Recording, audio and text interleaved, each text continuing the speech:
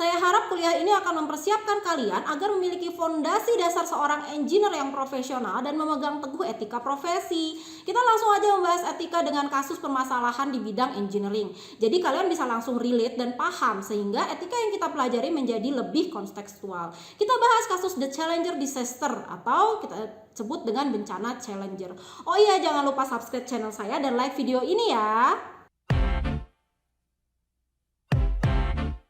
Pada malam hari, tanggal 27 Januari 1986, sebuah telekonferensi dilakukan untuk persiapan peluncuran roket Challenger. Telekonferensi dilakukan antara perusahaan Morton Thiokol, sebuah perusahaan kontraktor untuk pembuat roket, dengan Marshall Space Flight Center. Telekonferensi ini dipenuhi dengan ketegangan. Engineer perusahaan Morton Thiokol menyampaikan rekomendasinya untuk membatalkan peluncuran Challenger Space Shuttle besok pagi. Rekomendasi mereka ini didasarkan pada kekhawatiran mereka terhadap kemampuan O-rings untuk menutup sistem bahan bakar pada kondisi temperatur rendah. Pimpinan O-ring engineer Roger Boyce Joly adalah seorang yang paling mengerti tentang permasalahan ini. Lebih dari 1 tahun sebelumnya, ia telah memperingatkan koleganya tentang potensi masalah ini dapat berakibat fatal. O-rings merupakan bagian dari sistem pengunci atau shield pada sistem pendorong roket. Jika sistem ini kehilangan kemampuan elastisitasnya, maka akan terjadi kegagalan dalam sistem penguncian. Akibatnya, gas dengan temperatur tinggi akan keluar dan kemudian membakar bahan bakar yang terdapat dalam tangki roket dan menghasilkan ledakan yang sangat berbahaya. Fakta ilmiah yang mendukung permasalahan ini belum lengkap, namun cukup untuk memberikan gambaran sederhana yang dapat diterima oleh logika. Walaupun jika terjadi kebocoran pada sistem penutup ini, kebocoran terburuk akan terjadi pada temperatur 530 Fahrenheit atau sekitar 11,67 derajat Celcius. Dengan prediksi temperatur ambien berada pada 26 derajat Celcius saat peluncuran, O-rings diprediksi akan memiliki temperatur sebesar 29 derajat. Angka ini lebih rendah dibandingkan dengan temperatur pada semua peluncuran roket sebelumnya.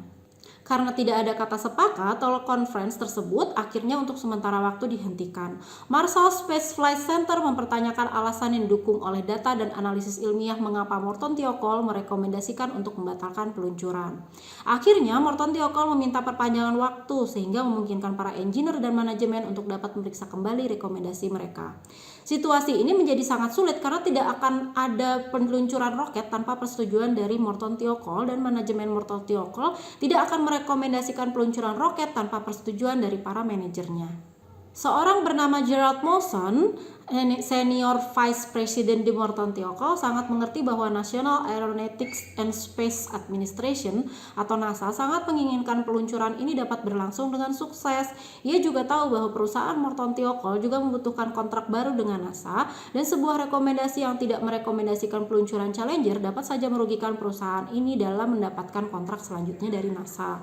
Akhirnya, Mason mendapati bahwa data teknik yang ada tidak bisa menyimpulkan apakah prediksi tentang O-rings benar atau salah dalam potensinya untuk menyebabkan terjadinya ledakan. Para engineer juga tidak dapat memberikan gambaran berapakah angka temperatur yang tepat sehingga dapat dikatakan bahwa peluncuran ini tidak akan berhasil. Mereka belum dapat menemukan bagaimana hubungan antara temperatur, kemampuan elastisitas, dan kecenderungan mereka untuk menjadi konservatif dan serius tentang isu tentang keamanan sistem O-rings. Telekonferensi kemudian dilanjutkan dengan Space Center dan keputusan harus segera dibuat. Mason kemudian memanggil Robert Lund, seorang supervisor engineer, dan berkata, "Take off your engineering hat and put on your engineering management hat." Setelah itu, ternyata keadaan untuk tidak merekomendasikan peluncuran roket menjadi berbalik arah. Morton Thiokol merekomendasikan untuk melakukan peluncuran esok hari. Roger Boyce Joly sangat tidak terima dengan keputusan yang diambil oleh engineer tersebut.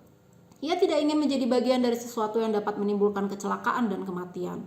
Seharusnya ia tidak perlu lagi ikut campur lebih dalam, tapi bagaimanapun juga Boyce Joly bukan hanya seorang penduduk yang sangat peduli dengan keselamatan, ia juga adalah seorang engineer.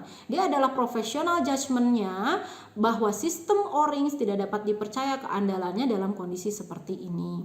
Sebagai seorang engineer, ia memiliki tanggung jawab moral untuk menjaga keselamatan dan kesehatan masyarakat, dan ia juga telah menunjukkan tanggung jawab ini kepada para astronot astronot yang akan ikut dalam misi penerbangan Challenger esok hari. Boyce Joly juga tidak sependapat dengan kalimat of one's engineering hat dalam kondisi apapun juga. Tapi engineering adalah sumber dari kebanggaan dan keyakinan, dan hal ini terkait juga dengan tanggung jawab moral. Ia percaya bahwa sebagai seorang engineer, ia memiliki tanggung jawab moral untuk memberikan keputusan teknis dan untuk menjaga keselamatan publik. Oleh karena itu, ia melakukan perlawanan terakhir untuk tetap tidak merekomendasikan peluncuran roket dengan menunjukkan bahwa ada masalah pada temperatur rendah di sistem O-rings kepada manajemen Thiokol.